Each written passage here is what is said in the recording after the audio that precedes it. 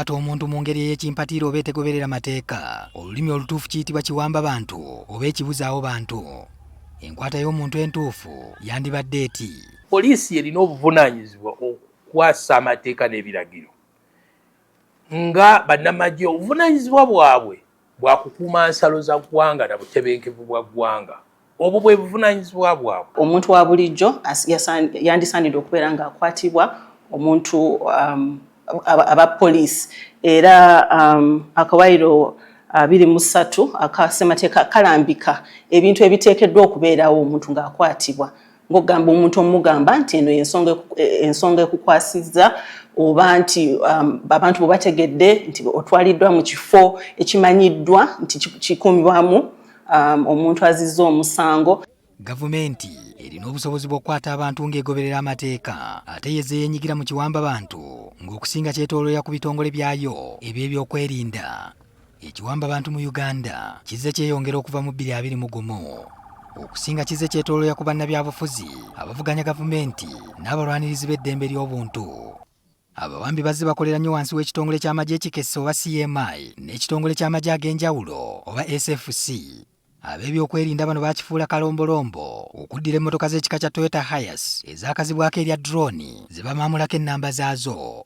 Zino ebiseera ebisinga ne bw'okanula amaaso okuziringizaamu olaba ebiri munda obeera okottokera busa nga tosobola kulaba kirimu olw'endabirwamu zaazo enzikivu oba ziyita eza ttinti.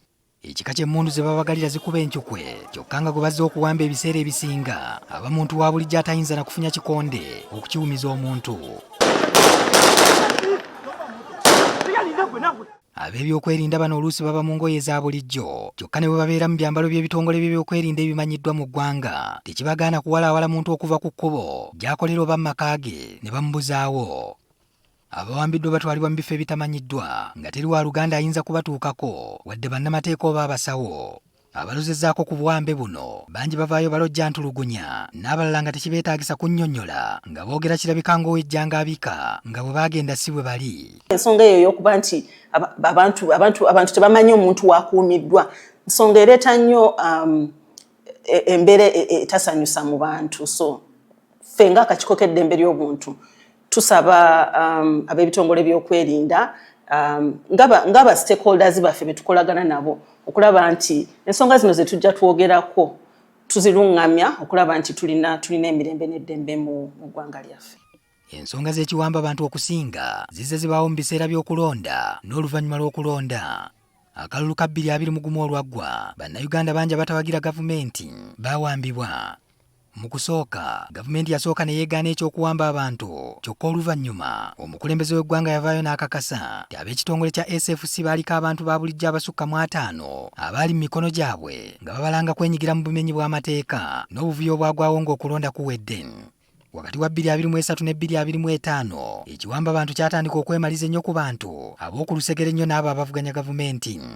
Wano we twalabira Edward Ssebuufu amanyiddwa ennyo nga Eddie Mutwe eyali ennyo ku lusegere lwa pulezidenti w'ekibiina kya NUP Robert Kyagulanyi ng'omukuumi we ng'awambibwa ab'ebyokwerinda emukono. Yamala ebbanga ng'ali mu buwambe teri amanyi gy'ali. Yaddamu okulabikako ng'anyiga biwondo ng'eyali ow'amaanyi alagira ddala nti ayebye n'alyoka azzibwa mu mikono gya poliisi okuggulwako banne bye baayita ebisangosango. Munnakibiina kya NUP Sam Mugumya era eyaliko omuyambi wa Dr. Kizza Besigye yabuzibwawo ab'ebyokwerinda abali mu ngoye za bulijjo nga 26 Ogw'omunaana 2025 okuva ku woteeri Nyamitanga mu kibuga Mbarara.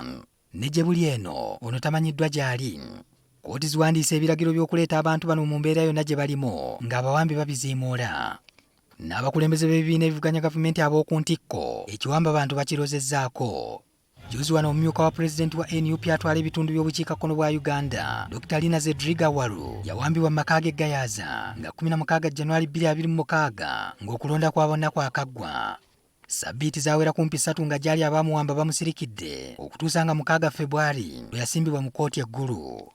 Ne mumyuka munne atwala ebitundu by'obugwanjuba bwa Uganda amanyiddwa nga Jole Jacqueline Tukamushaba naye yawambibwa nga 14 January 2026. Nono sabbiiti zaawera nga tamanyiddwa gy'ali era okuddamu okumuwuliza ng'asimbiddwa mu kkooti n'asindikibwa ku alimanda mu kkomera ly'Endorwa nga 6 February. Omukono gw'ekiwamba bantu ab'ebyokwerinda baatuuka n'okugunaanuula okuva ku bannayuganda ne gutuuka ku bannansi b'amawanga agatuliraanye. Juzi wano bannakenya okwali Bob Njagi ne Nicholas Oyo bawambibwa nga lumu ogw'e1225 ne bamala ennaku 38 nga teri amanyi gye bali. 8 days of abduction was not easy. We didn't think we were going to come out alive because we were being abducted by the military. We have been kept by the military in Uganda for this under the Special Forces Command. Gavumenti yasooka kwegaana kuwambibwa kwabwe n'oluvannyuma President Museveni n'avaayo n'ategeeza nti bano baali bakugumbye okwekalakaasa abaakwatibwa ne bassibwa mu byuma ebinnyogoza okubamala ettumba. They came. They were working with the Chagulanyi's group. That they are experts in riots. Of course, with our very good intelligence system, we picked them up. And they have been in the fridge for some days. Bateebwa mu Novemba 2025 ne baweebwayo eri ab'obuyinza e Kenya ku nsalo e Busia oluvannyuma lwa gavumenti ya kuno okuteekebwako akazito. Kizibu okumalayo abazze bawambibwa nga tebamanyiddwa gye bali ate we tutuukidde ku kuwambibwa kwa pulezidenti w'ekibiina kya PFF era abadde mmeeya wa Kampala Erias Lukwago. Bona ab'ebyokwerinda bamuwambye mu maka ge wa Kaliga. Asobola bulungi nnyo okuyitibwa ne yeeyanjula ku poliisi era omusango ne gumuggulwako. Era tukimanyi bulungi nti Lord Erias Lukwago ekyo yandibadde akikola ng'ayitiddwa ne yeeyanjula ku poliisi oba omuntu yenna.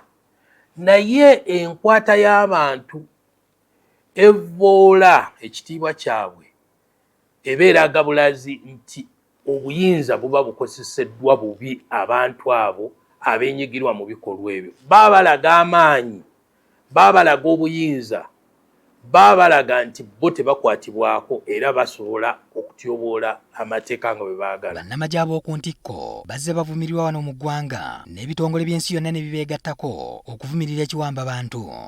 Amawanga nga Bungereza n'Amerika bazze bavumirira omuze guno ne babaako n'abakulu mu bitongole by'ebyokwerinda be bataddeko envumbo. Kyokka bino byonna okusigala nga bigenda mu maaso, ensi yeebuuza ekigendererwa ky'ab'ebyokwerinda mu kuwamba abantu ng'ate kisobokera ddala okuyita mu mateeka okubagombamu obwala. Livingstone Sewanyana akulira ekitongole ekirwanirira eddembe ly'obuntu ekya Foundation for Human Rights Initiatives alambuludde byasuubira ebiri emabega w'ekiwamba bantu. Kireeta okutya mu bantu. Kireeta okutya mu abo naddala abalwanirizi b'eddembe ly'obuntu.